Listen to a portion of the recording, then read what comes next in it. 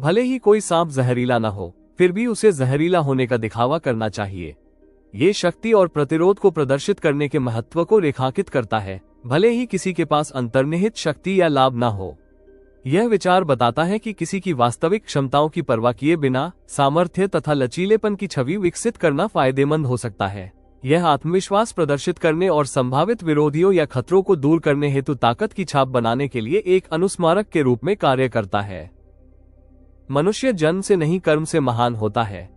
यह इस बात पर जोर देता है कि सच्ची महानता केवल स्थिति या विशेषाधिकार प्राप्त करने के बजाय किसी के कार्यों, उपलब्धियों और चरित्र के माध्यम से अर्जित की जाती है। ये धारणा व्यक्तियों को उनकी परवरिश या सामाजिक प्रतिष्ठा की परवाह किए बिना उत्कृष्टता के लिए प्रयास करने और समाज में सकारात्मक योगदान देने हेतु प्रोत्साहित करती है। यह इस विचार को पुष्ट करता है कि व्यक्तिगत योग्यता तथा कार्य किसी की महानता को निर्धारित करने में अंतिम कारक है। एक व्यक्ति को बहुत अधिक ईमानदार नहीं होना चाहिए। सीधे पेड़ हमेशा पहले काटे जाते हैं और ईमानदार लोगों को पहले प्रताड़ित किया जाता है। उक्ति के अनुसार अत्यधिक ईमानदार होने से व्यक्ति नुकसान के प्रति अधिक संवेदनशील हो सकता है। ये ईमानदार लोगों की तुलना सीधे पेड़ों से करता है, जिन्हें अक्सर सबसे पहले निशाना बनाया जाता है या नुकसान पहुंचाया जाता है। हालांकि ये दुर्भाग्यपूर्ण वास्तविकता को स्वीकार करता है कि ईमानदार व्यक्तियों को कठिनाइयों का सामना करना पड़ सकता है। ये समझना महत्वपूर्ण है कि इसका मतलब यह नहीं है कि बेईमान होना ही समाधान है। इसके बजाय ये किसी के मूल्यों और अखंडता से समझौता किए बिना कुछ स्थितियों में सतर्क रहने के लिए एक अनुस्मारक के रूप में कार्य करता है।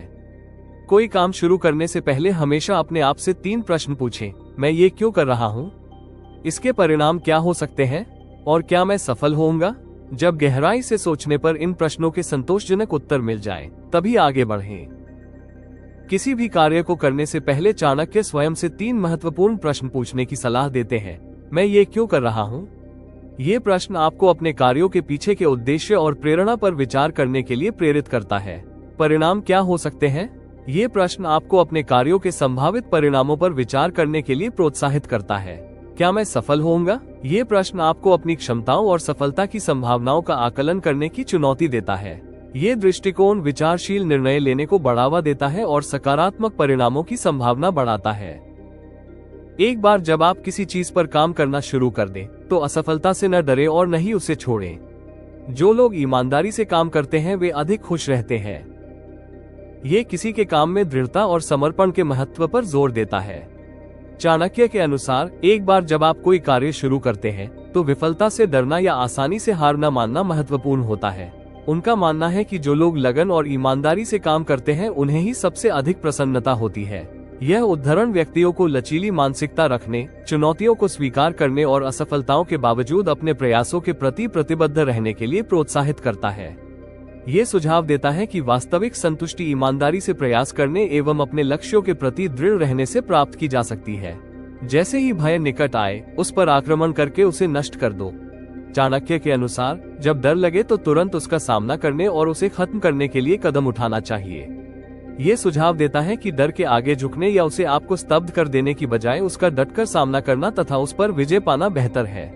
यह उदाहरण व्यक्तियों को अपने डर से निपटने, चुनौतियों का सामना करने में साहस और दृढ़ संकल्प का प्रदर्शन करने हेतु सक्रिय होने के लिए प्रोत्साहित करता है। त्वरित एवं निर्णायक कार्रवाई करके व्यक्ति डर पर विजय प्राप्त कर सकता है तथा व्यक्तिगत विकास व सफलता प्राप्त कर सकता है।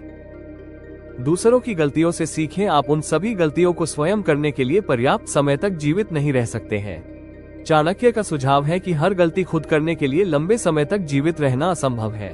ऐसा करने से हम व्यक्तिगत रूप से नकारात्मक परिणामों का अनुभव किए बिना ज्ञान और अंतर्दृष्टि प्राप्त कर सकते हैं।